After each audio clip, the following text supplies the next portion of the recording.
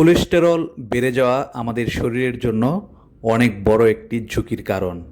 এটি heart attack ও স্ট্রোকের আশঙ্কা বাড়িয়ে দিতে পারে। মূলত আমাদের জীবনযাত্রার কারণেই আমাদের শরীরে কোলেস্টেরল বেড়ে যায়।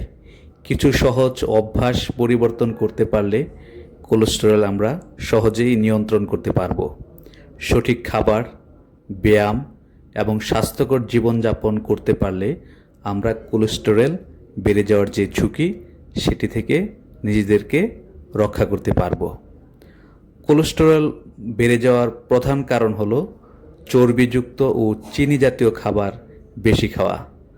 চর্বিযুক্ত মাংস, মাখন, ঘি, ফুল ফ্যাট দুগ্ধজাত খাবার, নারিকেল ও পাম তেল, প্রসেসড ফুড যেগুলি রয়েছে যেমন বিস্কুট, কেক, পেস্ট্রি, চকলেট, সাদা আটা, পাউরুটি, চিনি মেশানো সিরিয়াল, সাদা ভাত ও পাস্তা, সুগার ড্রিঙ্কস, চিপস, মিষ্টি জাতীয় খাবার, এসব খাবার বেশি খাওয়ার কারণে আমাদের কোলেস্টেরল বেড়ে যাওয়ার যে ঝুঁকি সেটি তৈরি হয়।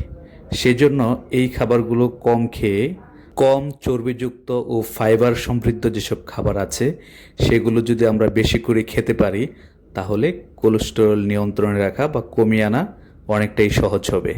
আমরা যদি মাছ, ফাইবার সমৃদ্ধ খাবার, কয়েক জাতের ফল ও শাকসবজি প্রতিদিন খেতে পারি, এর সঙ্গে ডাল, ছোলা জাতীয় খাবার, বাদাম ও বীজ জাতীয় খাবার, এছাড়া বাদামি চাল, এগুলো যদি আমরা খেতে পারি তাহলে আমাদের কোলেস্টেরল সহজেই কমিয়ে আনতে পারবো।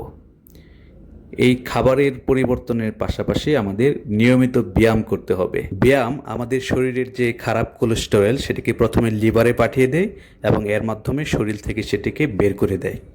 সেজন্য প্রতি সপ্তাহে অন্তত 150 মিনিট ব্যায়াম করার চেষ্টা করুন। যখনই সময় পান একটু হাঁটার চেষ্টা করুন, সুযোগ থাকলে সাইকেল চালান বা সাঁতার কাটুন, লিফট ব্যবহার না করে সিঁড়ি দিয়ে নামা ওঠা করেন, সবসময় রিক্সা বা গাড়ি ব্যবহার না করে কিছুটা পথ আপনি হেঁটেও যাওয়া আসা করতে পারেন। এরকম নিজের পছন্দ মতো ব্যায়াম আপনি বেছে নিতে পারেন। শরীরে কোলেস্টেরল বেড়ে যাওয়ার আরেকটা কারণ হলো ধূমপান করা এবং অ্যালকোহল পান করা। সে কারণে কোলেস্টেরল কমাতে চাইলে এই অভ্যাসগুলো ত্যাগ করতে হবে। ধূমপান আমাদের শরীরের যে ভালো কোলেস্টেরল রয়েছে সেটি কমিয়ে দেয় এবং খারাপ যে কোলেস্টেরল আছে সেটিকে বাড়িয়ে দেয়।